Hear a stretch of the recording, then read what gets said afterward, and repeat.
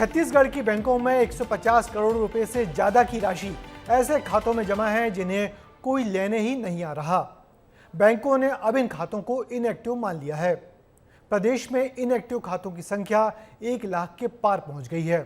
क्यों बढ़ रही है इनएक्टिव अकाउंट का ये आंकड़ा और अब इन रुपयों का क्या होगा, विस्तार से समझिए ये पूरी कहानी।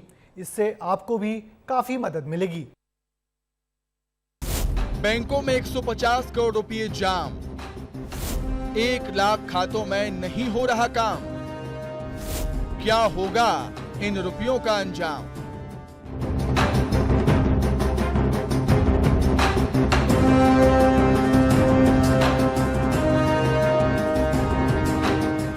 छत्तीसगढ़ के बैंकों में 150 करोड़ रुपए से ज्यादा पैसे ऐसे खातों में जमा हैं जिसे कोई लेने ही नहीं आया।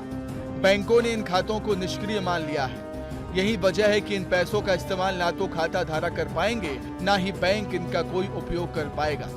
प्रदेश में तेजी से ऐसे खातों की संख्या बढ़ रही है जो इनएक्टिव है। निष्क्रिय खातों की संख्या 1 लाख से ज्यादा है। सेविंग्स और करंट अकाउंट इसमें शामिल है। रायपुर में सबसे ज्यादा इनएक्टिव अकाउंट है। रायपुर के बैंकों में ही 60 करोड़ रुपए से ज्यादा जाम है।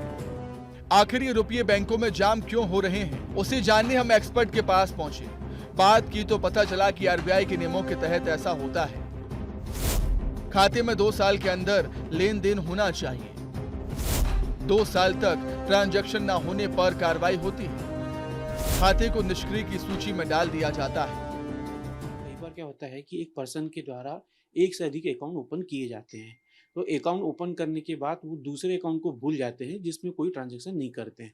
लगभग 2 साल तक के अगर उसमें ट्रांजैक्शन नहीं किया जाता है तो डोरमेंट अकाउंट माना जाता है और उसमें आप किसी भी प्रकार का ट्रांजैक्शन नहीं कर सकते। ऐसा नहीं है कि ये खाते दोबारा चालू नहीं हो सकते। इसके लिए भी नियम और कानून आरबीआई ने बनाए हैं। इसके लिए एक पूरी प्रक्रिया तय की गई है।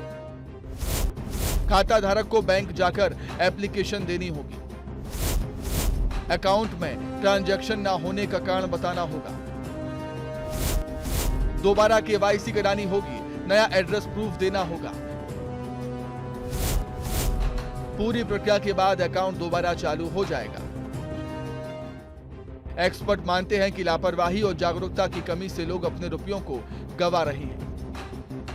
अगर आपको ये देखना पड़ेगा कि पहले रीजन की वो डोरमेंट क्यों हुआ है, वो रीज़न जानने के बाद जो भी आपकी नियरेस्ट ब्रांच होगी वहाँ पे आपको जाना पड़ेगा, एप्लीकेशन देना पड़ेगा और जो रीज़न था उसका आपको उसका जवाब देना पड़ेगा। वो अकाउंट फिर आपका एक्टिव हो जाएगा। उसका फिर आप उस अकाउंट का आप यूज़ कर सकते हैं नॉर्मल अकाउंट की तरह। अब आपके दिमाग में सवाल होगा कि जब ये खाते इनएक्टिव होते हैं तो फिर इन रुपयों का क्या होता होगा। एक्सपर्ट के मुताबिक ये रुपये अनक्लेम्ड प्रॉपर्टी के रूप में जमा होते हैं जिन्हें बैंक इस्तेमाल नहीं कर सकते, बल्कि इनका इस्तेमाल सरकार कर सकती है।